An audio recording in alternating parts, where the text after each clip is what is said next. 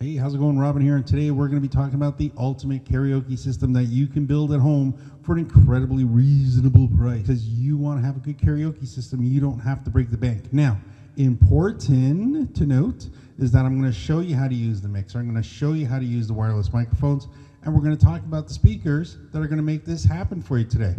So let's get to it. What do we got? We're going to have some music. We're going to have some singing. Maybe. But ultimately, we're going to talk about mixers, microphones, and setup. And this is the way we do it. So here we go. This is what we're going to start with today. These have been spliced because I asked for them from Deborah. This is the brand, Deborah Professional Audio, and they've got a mixer and a wireless microphone.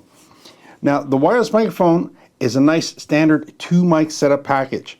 And the idea here is that I can use my XLRs out of the back of here to plug into the mixer. Now I want to show you that the mixer is easy to understand. If you haven't used the mixer before, no problem. The reason why I'm going with this particular one and what's different between this and let's say a standard, now this is more geared up for anybody who wants karaoke because we've got radio voice on here, we've got pitch shift on here.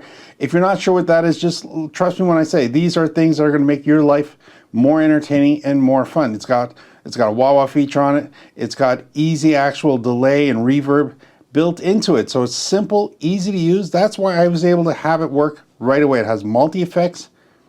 That's why you buy this mixer, because it sounds fun. There's no problems with it. I can show you 100 mixers that are going to sound good, but the effects on this mixer is the reason why you're going to buy this one here.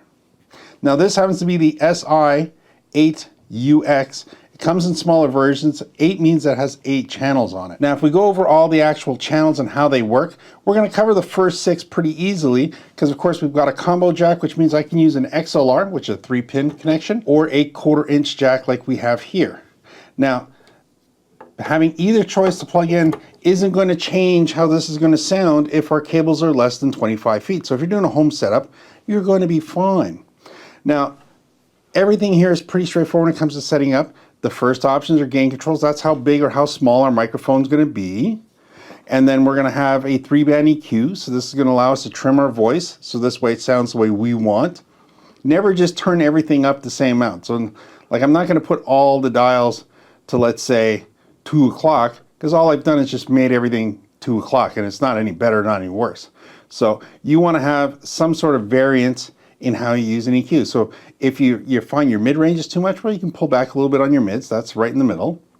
If you want your highs to be a little bit more noticeable, maybe up a bit, but you find your bottom end, you want to strengthen that. That's what you're really interested in doing. Bring that up. So now we have a variable control here that's going to give you a little bit more adjustment for your sound. You may just be doing this to adjust the sound in the room coming from the speakers because you want to hear your voice a little differently. That's all right. There's no right or wrong way of doing this. Just the way that makes you sound better. The next dial is the red dial. And of course, these follow right across. That's your effects dial. Now, don't confuse the fact that you see one on each one, that you can have 6 or 8 different effects. No, no, no. There's only one effects package here.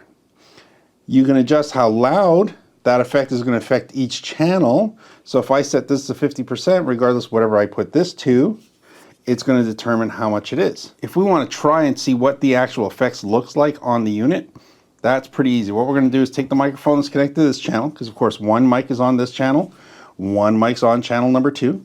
So we're going to turn on the mic that's on channel number 1 right here. And then we'll be able to adjust the volume. So I'm going to bring this up, and it's going to be just my voice. Nothing really exciting happening there. And then what we'll do, look how notice it's pretty flat, right? We're going to bring up the effects. Bring that into play just like that. Now you're going to see how much more dominant that particular effect is. And I have it on a multi-effect, which is 97 right there. Now the next one is basically a pan and balance. So if I turn off my lapel mic, I'll be able to show you how that works. So now we just have the one microphone, and what I'm going to do is adjust the pan to one side. So there I am, only on that side there. Or I can bring it over to the right side. So again, only on the right side, now on the left. Now the effects will automatically ride onto both sides. That's the way the effects go. That's what gives the effects its, very predominant sound, because a lot of it has to do with not just echo, but reverb, delay between the speakers. So that's going to happen naturally. Now, if I play music over on the last channel, then we're actually going to hear more of the panning option between left and right, because I specifically recorded some tracks on the left and some tracks on the right. So let's go ahead and hit play again, and we'll use the actual pan option. And if you notice there, only the music playing, no vocals.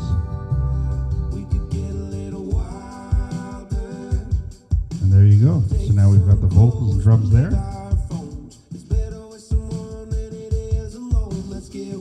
Notice I don't have any effects on that. If I did that, it would probably exaggerate the overall sound.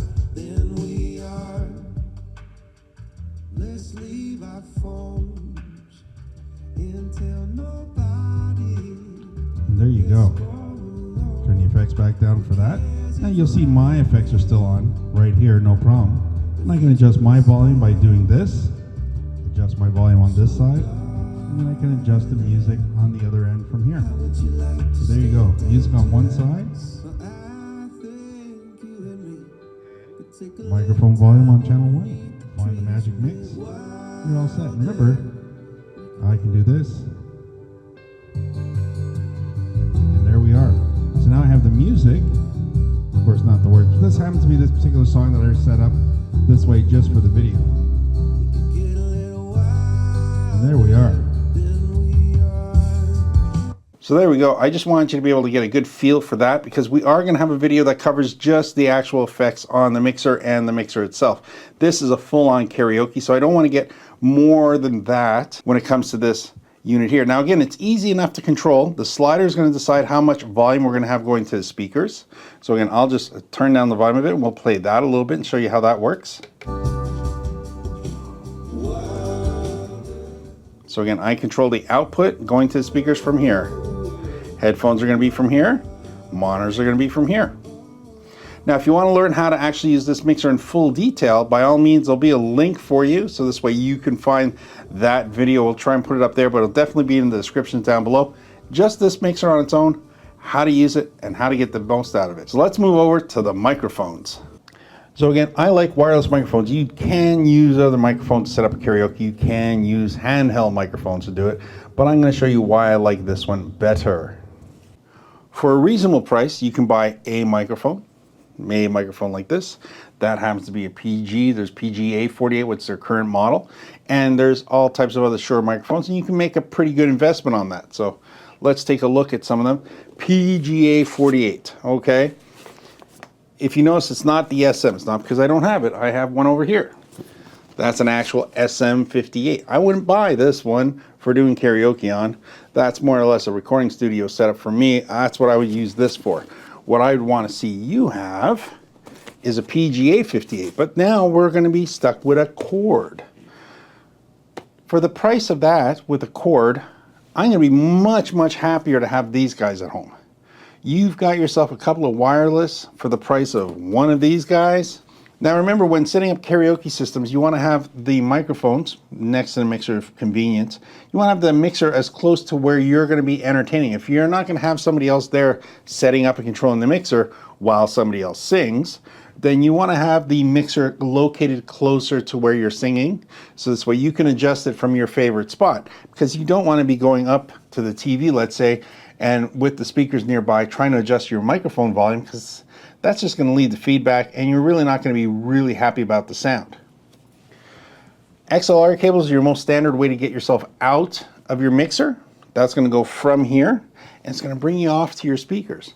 Now in today's video, I'm using some Harbinger brand new V1115. That's the V1115. They're 15-inch because they're incredibly valuable, great performance speakers meant for your garage band setup, your karaoke setup, anything you can think of, which is for fun and for free. Backyard parties, going to your friend's house, setting up small events for yourself or for others, karaoke anywhere in your house, or karaoke anywhere you want to do it.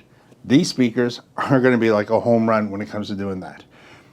So that's why I chose these. Why did I add that? Add some cables, add the wireless microphone, add the mixer. You're in for about $600, which is pretty awesome for a professional setup at home that's going to give you all the features that you're looking for in a mixer for karaoke, wireless microphones for convenience, and speakers for performance. All that in a nutshell is a great way to go. So I'd really like it if you take the time now before we get into how this was all hooked up again and how you can change things on it a little bit or how to improve it. Leave a comment down below. What do you think of having a setup for your home band, your garage band, your home karaoke system, something for parties, that sort of thing? Do you think this is a good idea, or do you think you should go a different way? So we've talked about microphones, because you may already have microphones at home. So you may decide, ooh, should I buy something like this? Which is okay. I like it for the price. If it breaks, I don't feel horribly bad, because these are usually always under $100 when they're on sale, the thereabouts, right? This is from X-Vibe. This is a wireless add-on to your existing microphone. So if you want a high performance microphone, you got a high-end microphone already, it's corded, you've made that investment, you're looking for a cordless version to that, way to go. These guys will do. But now that's one microphone. X-Vibe is pretty much, even though it originally was a generic brand, it's become the brand name for your setup. So that goes in there, this goes in here, faces one particular way, of course. There we go, we got it all lined up. You simply turn them on, don't forget to turn them off. Same thing here, turn it on, set the mic, off you go. Come down here, turn it up a bit, and set the gains and the volume controls all to the right proper level, just like that, and there you go. This is a PG58. Again, you'll love singing into any of these type of microphones. PGA 58 for live vocals. That's what it says on the box. That's what I would recommend. But that's how easy it is to use one of these microphones using an X-Vibe setup. X-Vibe's not your only option. So there are other brands like Kim and Fun, which will do pretty similar stuff that we've seen here with the X-Vibe. Slightly different design. This one does lock into the bottom of the microphone, so that's a good plus. It does have a longer antenna to it and a standard setup when it comes to using it. These are all options that you can use at any time. Cables are the same thing. Get the cables that fit you best and make them a little bit longer. You don't want to buy a cable that's 10 feet long and then realize, oh my gosh, I don't need 10 feet long. I need to go down 3 feet, across this, across that. Turns out you really needed 25 feet. So just get the 25 feet for the extra buck or two and you'll be fine. So what I want to show you now is basically how we're going to hook up this speaker to the mixer, so this way you have a good feeling of it, and how the gain levels work. Some speakers have a bit of a hiss in them coming out of the tweeter horn, and that's natural, which is why I'll spend more money on, let's say, a line array, but you don't have to. And also, I prefer to see you have these speakers on the floor set up like monitors. So have a look at the reviews for the speakers, because that'll give you a lot more details about that. But for now, we just want to take this cable, plug it into the speaker. Now in this case, I want to keep the noise levels of the speaker. I find the preamp needs a lot of driving on this, not the amplifier. I want to get some energy in the preamp portion of it. So I only set these speakers at 50%. And then I'm going to plug this guy into the back, just like so. And then I'll plug the other end into my mixing board. So let's go over to the mixing board and see what happens there. So here we are at the mixing board. Here's that XLR cable from that speaker we just had there. And we're going to plug that right into the top. That's it. Now we can drive this volume, which will then send a signal through here, and it'll drive up the preamp into the actual speaker, and the amplifier will make all the beautiful sounds we need it to make. So we have a fun karaoke time. It's as simple as that. Now when it comes to getting different kinds of speakers for your karaoke event, you have to think of what you're going to want to have at home. I do like these guys. I'd probably get, even though I'm using the 15s, I'd probably get the 12s for home use. And I'd probably eventually spoil myself with a subwoofer. Probably sooner rather than later, because I like bass. So there you go. I hope at this point that you're getting a handle on how to do karaoke at home. And if you're looking for something better, this is a better way to go. It doesn't have to be this exact equipment. I will have a QR code on the screen now for you. And that QR code is going to bring you to Amazon. So this way you can see this equipment that I have here. Put a package together, I'll bring you to that. You can see all the information there. And if we're lucky enough, by the time you see it, I'll even have product videos on Amazon for these. So you can watch those videos as well. And then you'll know exactly what you're looking at. By all means, if you have questions or comments, leave them down below. That's what it's there for, especially on setting up a karaoke system at home.